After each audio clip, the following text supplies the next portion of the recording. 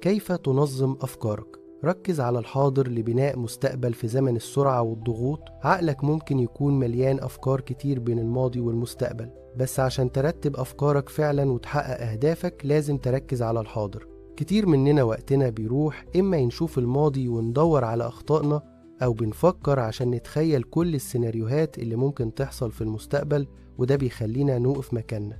بس الحقيقة إننا لازم نتعلم نعيش اللحظة اللي احنا فيها دلوقتي. لما تركز على الحاضر بتكون قادر تاخد قرارات صح وتخطط بوضوح لمستقبلك. التفكير الكتير في الماضي أو المستقبل مش بيحل مشاكل، بالعكس بيزيد التوتر والقلق. خليك دايما فاكر إن كل خطوة صغيرة بتاخدها في الحاضر هي اللي بتوصلك لطريق النجاح. ادي لنفسك فرصة تتنفس، وابدأ في ترتيب أفكارك وخطط بناء على اللي تعمله دلوقتي، مش اللي فات أو اللي ممكن يحصل بكرة.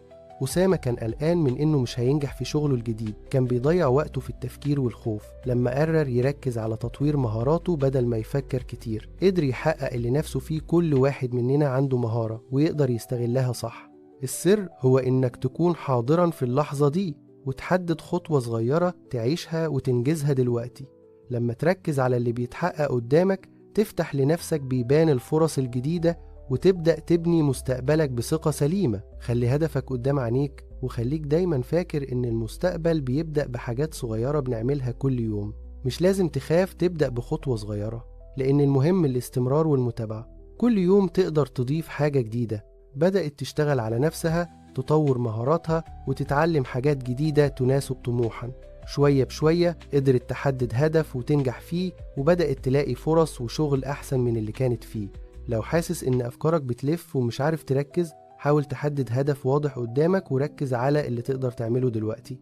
هتلاحظ إن الدنيا بتبقى أسهل وأحلى لما تبدأ تشتغل خطوة بخطوة. الحياة هتبقى أبسط وأجمل. ما تستعجلش على النجاح، وخليك دايما فاكر إن أهم حاجة هي البداية والاستمرارية. مهما كانت الظروف، كل مجهود بتبذله دلوقتي بيقربك من حلمك، فخليك متفائل وابدأ من اليوم.